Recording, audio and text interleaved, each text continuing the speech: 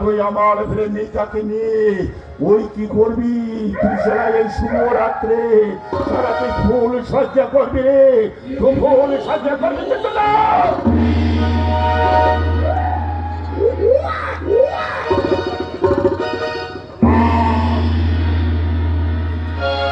ওর ফুল সজ্জা করতে সে কর ডাক্তার দেবে না।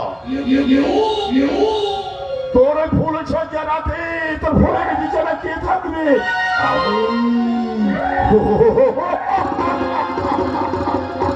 প্রয়োজন হলে ওকে আমি প্রয়োজন ইঞ্জেকশন করবো।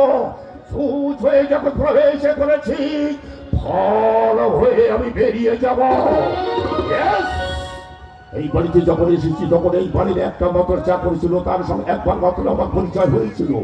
নামটা কি জন্য? নামটা কি? রামু। রামু,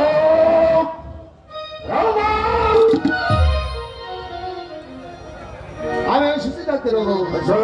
তুমি এই বাড়িতে আজ কত বছর চাকরি করছো? আগে বাবু 10-12 বছর।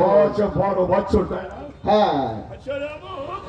এরা তোমাকে কত টাকা মাইনে দেয়? হ্যাঁ আগে বাবু 500 টাকা। মাত্র 500 টাকা? হ্যাঁ। এই 500 টাকা নিয়েই তুমি তোমার স্ত্রী পুত্র নিয়ে তুমি সংসার চালাও, তাই না?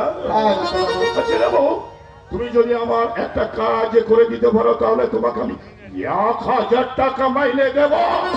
1000 টাকা দেবেন? কাজটা কি বলে ডাক্তার বাবু? না, এমন বেশি কিছু নয়। আচ্ছা বাবু, এই বাড়ির প্রথম পক্ষের একটা সন্তান আছে না? হ্যাঁ। সন্তানটার নাম কি যেন? শঙ্কর পাল চৌধুরী। শঙ্কর পাল চৌধুরী, তাই না?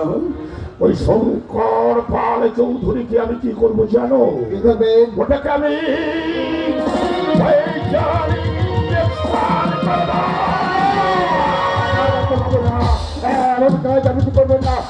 আপনার কাছে আমি অনুরোধ করছি ডাক্তার বাবু।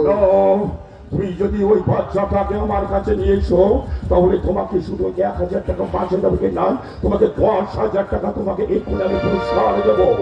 যাও রামু, এই জন্য এই কথা জানতে না পারে, আর যদি জানতে পারে তাহলে তোমার মা বাবা ভাই বোন যে যেখানে আছে কাউকে কিন্তু বাচ্চা রাখতে হবে। সবাইকে কিন্তু পয়সা নেই ইঞ্জেকশন করে দুনিয়া থেকে বিদায়। বলো তুমি রাজি? এই চরণ বলো রাজি? হ্যাঁ ডাক্তার বাবু আমি রাজি। তাহলে যা, বাচ্চাটাকে এখনই আমার কাছে নিয়ে আয়। শঙ্কর, শঙ্কর সারা বীরেন্দ্র, তুই সারা প্রতারক, তুই সারা প্রবঞ্চনা করেছিস ওই রত্নপ্রভার কাছে, বুড়ো বয়সে তুই সারা একটা যুবতী মেয়ের সর্বনাশ করেছিস।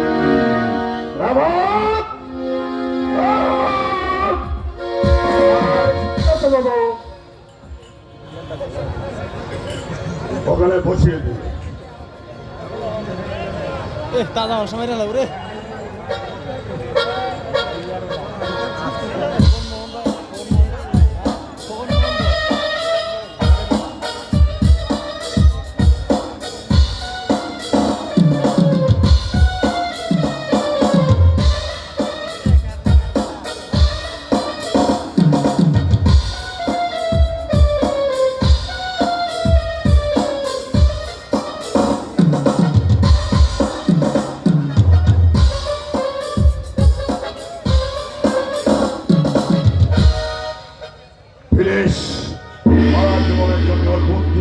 নষ্ট করে দিলাম, ওই এবার পাগল হয়ে রাস্তায় রাস্তায় ঘুরে বেড়াবে। চালানো বাড়ির ভেতরে নিয়ে যা।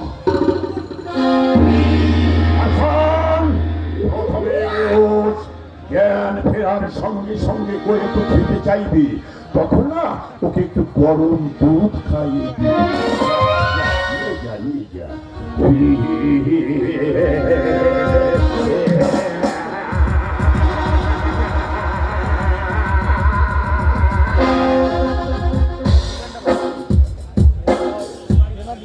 এই শালা শুয়োরের বাচ্চা বিলেন নাডা গৌচালা মাঝে রাখবো না, প্রয়োজন হলে তোকে আমি পয়জানি ইঞ্জেকশন করে ইঞ্জেকশন করে তো গৌচালা দুনিয়াতে বিশালা সরিয়ে দেবো।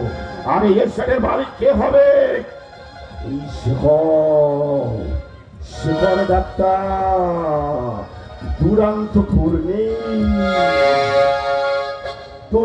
ঘূর্ণি এই লেগেছে পাক, এই দুনিয়াটা ধরেছ তো ভালো ভালো ভালো